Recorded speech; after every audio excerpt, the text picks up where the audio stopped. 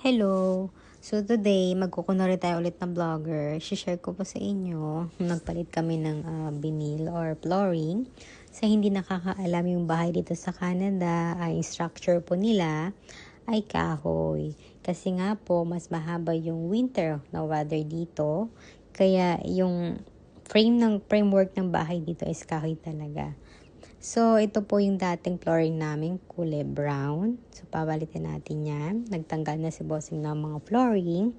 Nagsisimula na rin siyang maglagay ng bagong vinyl, which is, ang pinalit namin ay, ano nga yun? Water resistant at, scratch resistant ba ang tawag doon? So, dito sa part na to, at sa ibang part ng floor, nahihirapan siya kasi nga, hindi pantay yung flooring. Yung dati kasing vinyl or dating flooring ng bahay, kahit hindi pantay, nilagyan pa rin ng may-ari. So, ayan. So, kailangan niyang bumili. So, bumili siya ng tools para mapantay niya. Dito sa Canada naman pwede kang bumili sa Home Depot or di kaya sa Royal Canadian ng mga tools. Pagtapos mo gamitin, isoli mo na lang. Basta, pasok pa dun sa 30 days warranty or 90 days warranty. So, ganun nga ginawa niya. Bumili siya ng tools na pampantay ng flooring. Tapos, ibinalik lang pag-after. So, ayan yung mga binili namin. Nakita nyo nakatambak doon. So, dito sa part na to, nakakalahati na tayo. So, struggle is real pa rin. So, ayan yung tools na binili niya. Hindi ko alam kung anong tawag dyan. Binili niya yan. Ano bang tawag dyan? So, ayan. Ginagamit na niya. Sisimulan na niya. So, makikita nyo, ayan yung ginagawa niya. Binabawasan niya ata yung floor dyan para mapantay at hindi siya maging paano ba yun? Parang bondat. Ganon. Ayan, binabawasan na niya. Sino ba kasi nagpauso nitong ganitong mga vlog na to? So, ayan. Dito sa part na to, nagkaroon tayo ng instant fountain sa loob ng bahay. Kasi nga po, nahit niya yung jackpot ng bahay, yung water line. So, yung floor kasi, kada naapakan mo na tunog. So, kailangan niyang itornilyo para mawala yung mga tunog-tunog. So, nung tinitornilyo niyo or hinihigpitan yung floor, ayan. So, nung hinihigpitan niya, natamaan yung water line namin. Which is, nirereklamo niya kasi mali daw. Dapat daw hindi ganun. Dapat daw hindi masyado malapit dun sa floor. Ano bang sabi dun? Isang dipa ba? O 3 inches, 4 inches, ay hindi ko alam. So, ayan, nakikita ko na yung kasukdulan ng baba. So, ayan, since yung bahay natin, hindi naman brand new, second hand lang, ano pa bang aasahan mo? Medyo luma-luma na.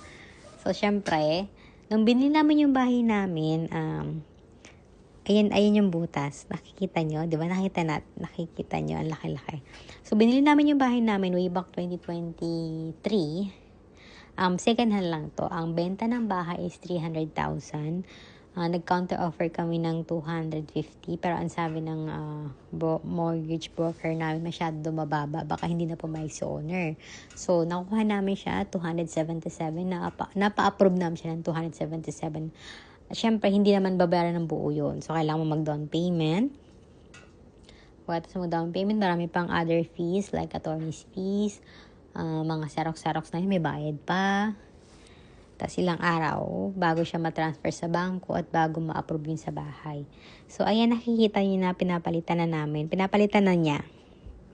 So, sabi niya, kung magpapaano daw kami ng plumbing sa ibang tao or magpapabayad, kukuha kami ng plumbing, mahal daw ang bayad. So, swerte ko na daw sa kanya, magaling daw siya sa plumbing, nakalibre na daw ako. Wow! Mayabang to Sabi ko sa kanya, sus, ganyan lang palang gagawin mo cut ka lang naman ba dyan, kayang-kaya ko yan. Ganyan lang pala, wala namang pandikit na ilalagay. Yan lang yung ilalagay mo, pagkatapos hihigpitan mo lang, tapos okay na. Sabi ko, ganyan lang pala kayang-kaya ko yan. Ano bang hindi mo kaya, hindi ko kaya. Charot. So, ilalagay niya lang yan. So, dapat talaga aayos niyan sa baba. Kaso lang tamad tong isa eh. So, dyan na lang, binutas na lang yan sa taas. Dyan na lang niya inayos. Kasi nga naman, pag sa baba nga naman eh, hahanapin mo pa kung nasaan yung part na yan. So, dyan na lang niya binutas, dyan na lang niya inayos. So, napakabilis lang naman pala ayusin. Less than 5 minutes, tapos na niya ayusin. So, may nilagay lang siyang parang bakal na something na hihigpitan mo lang pagkatapos ilalagay mo din sa kabila. Tapos na. Diba? Pakabilis. O, ganyan lang. Actually, dapat isa lang yan. Kaso pinutulan niya yung kabila kasi meron daw, may sugat, may tama daw. So, to make sure na walang leak, pinutulan niya at inayos na lang niya. So, tinanong ko siya, yung nilalagay mo ba is pang temporary lang ba yan? Sabi niya, hindi daw. Ito daw yung pang permanent na plumbing, sabi niya. So, ganyan lang. Di ba napakabilis lang naman gawin yan? Nahihirapan siya dyan kasi nga masyadong maliit yung ginawa niyang butas. Pati sa kabila. Nung nagkaroon ng fountain kanina, patawa-tawa pa ako eh. Sabi ko, nalimutan kong videohan. Sabi niya, ba't mo kasi kinalimutan? Anong klaseng vlogger to? Sabi ko, sino makasabi ng vlogger ako? Hindi ba ako vlogger? Kunwari lang yun. Sabi niya. Tapos sabi ko naman, hindi mo kasi sinabi na videohan ko. Nalimutan ko tuloy. Malay ko ba? Parang feeling ko ang ganda ng fountain kaya hindi nalimutan ko ng i-video. Tapos pinatay niya yung water line sa pinaka-main para daw tumigil. Tapos sa kanya pinix yan.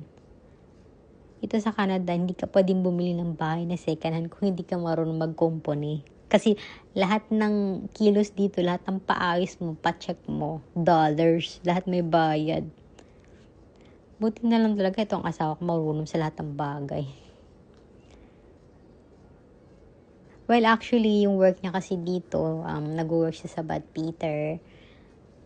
Related yung trabaho niya dun sa kakayahan niya. Siyempre, gano'n naman talaga. So, yung mga ganitong bagay, mabilis na lang to. Lagi pa nga yung nagyayabang. Sabi ko, ang tagal naman yan. Bilisan mo naman. Puro ako reklamo tapos gagawin naman niya pero masama na yung tingin niya sa akin. Ay, ang bilis. Ang tagal naman dong. Uy, bilisan mo.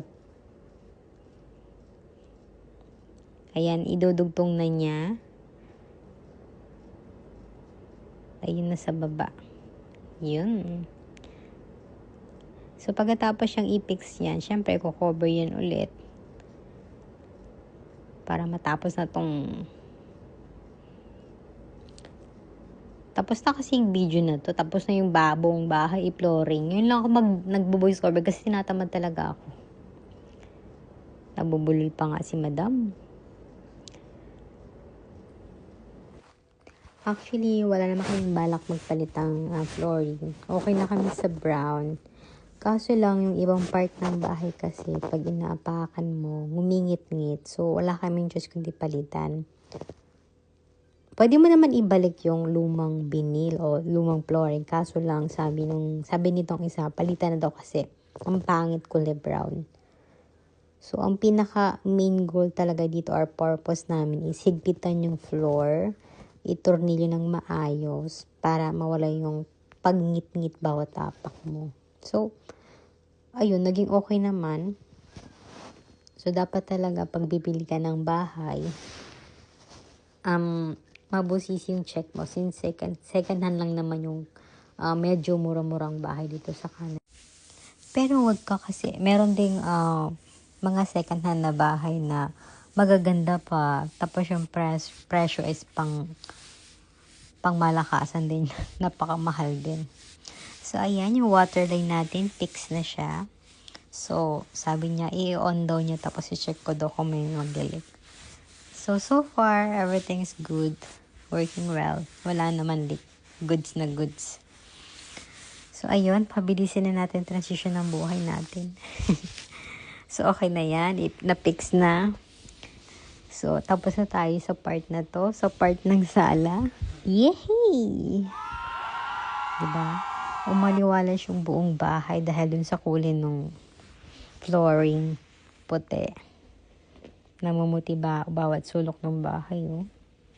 Di ba ang ganda kaysa dun sa brown? So, ayan. Transition ulit. Pabilisan. Nandito na tayo sa dining. O, di ba? Tapos agad. Tapos na agad. Transition ulit. Hindi na pinakita kung paano yung pagtanggal, ba? Para mabilis.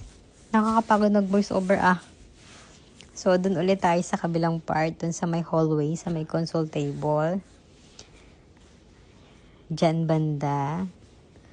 Yan na yung sunod. Since tapos na dito. Kasi yung karugtong niyan, tiles na yan. So, doon lang tayo sa may gilid. So, ayan, tinanggal yung console table doon. Yung scooter. Ito na yung papalitan. Pak! O, diba? Tapos agad. Ang bilis ng transition na. Aba, si Madam Piling. So, ayun lang for today. Thank you for watching.